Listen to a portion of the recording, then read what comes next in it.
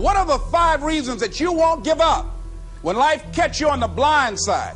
When the messenger of misery visits you, what are you going to do? What will keep you in the game when life knocks you to the canvas? Life's going to punch you right in the face. Life's going to fire you over and over again. You're going to be told you're not good enough. Your faith is going to be tested. Your family's going to look you in the eye and say, how do we get health insurance the next month? I don't know, but I know we're going to make it. You know who's going to bail you out? You know who's going to come and rescue you? You know who's going to come and save the day? No one. No one's going to come and do it for you. You're going to have to do it all yourself. See, the Buster Douglas that fought in the last fight was not the Buster Douglas that fought Mike Tyson. See, the Buster Douglas that got knocked down while fighting Mike Tyson had gotten out of an alcohol recovery center. His mother had died. His wife was ill with a terminal illness. He was considered a nothing, a bum. So when he got knocked down, Buster Douglas had a reason to get back up because he said, I'm dedicating this fight to the memory of my mama. Life is hard, man. That's what it's about. Life is a challenge. If you don't work as hard as you can, if you don't sacrifice everything, if you don't get rejected and keep coming back for more, if you don't get your loyalty tested and your faith tested, you don't love that thing if you bail out. So if you fought through all that, that's love. So you've got to have some reasons that when life knocks you down, and it's going to. Hello, it's going to knock you down. When people disappoint you, and that's going to happen. When they betray you, and that's going to happen. When they lie to you, and that's going to happen. When they say, oh, you can count on me, and they won't show up, and that's going to happen. When you want to throw in the towel and give up yourself, and that's going to happen. When life collapses on you and catch you on the blind side, what reason can you remember that you can call on, that you can reach on, that can make you get back up? Find that reason. Because when life had knocked me down, I said, life, I'm doing this because I want to make my mama proud of me. I'm doing this because I want my children to have a better life than what I have. I'm doing this because all my life I've been told I'd be a loser, that I wouldn't make it. I'm doing this to make them a lie. I believe like Frank Sinatra, he said the best revenge in life is massive success. I'm doing this so I can become massively successful. And with that kind of courage, with that kind of affirmation and reason to empower me, I got a saying that when life knocks you down, try and land on your back, because if you can look up, you can get up.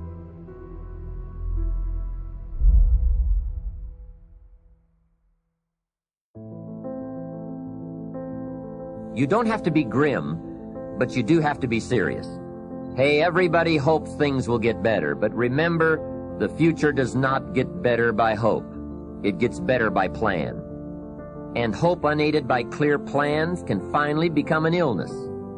There's a Bible phrase that says, hope long delayed makes the heart sick. It's a sickness. I used to have the illness known as passive hope. It's bad. And there's one that is even worse, and that is called happy hope. That is really bad. The man is 50, and he's broke, and he's still smiling. That's bad. So get serious. Make plans. Put them on paper. My suggestion from experience. There's a phrase from the Bible that goes, without dreams and vision, we perish. How true. Humans have this unique ability to aspire, to dream, to go for something, to become something. Without that, life is not life. We must have dreams and never give up on our dreams. I'd like to share a few ways your use of time are affected by or influence the achievement of your goals. Have you ever thought that without some very clear written goals, you never even need to consider managing your time? Time essentials come from objectives well defined. Time can't be critical if objectives aren't defined. Now you might be one of those uniquely fortunate individuals who can keep all their objectives and purposes clearly defined in their minds and operate from that. But I wouldn't take the chance. Write your goals down and set careful priorities. Sometimes priorities are determined by the season. For a farmer in springtime, the season dictates his most important activities. During the spring, a farmer must work around the clock, burn the midnight oil, and keep the equipment running because he has only this small window of time for the planting of his crops. One of the difficulties of living in an industrialized society is the losing of the sense of seasons. When to pour it on, when to ease back, when to take advantage. It's easy to keep going from 9 to 5, year in and year out, and lose a natural sense of priorities and appropriate time. Don't let one year just blend into the next. Keep an eye on your own seasons, lest you lose track of values and substance. Part of setting priorities is learning to separate major activities from minor activities. This is a whole skill in itself, but once you have learned it, it will pay dividends you won't believe. So learn to put everything on your mental scales to be carefully weighed before you spend time or money. Of your sanity is socially distributed.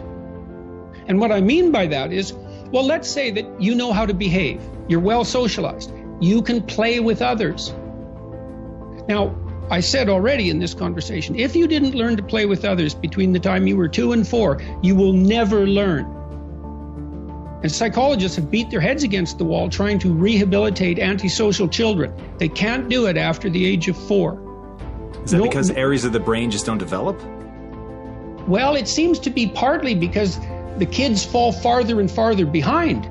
So let's say you make the leap from egocentric dependence on your mother at 2 and 3 to immersion in a peer group.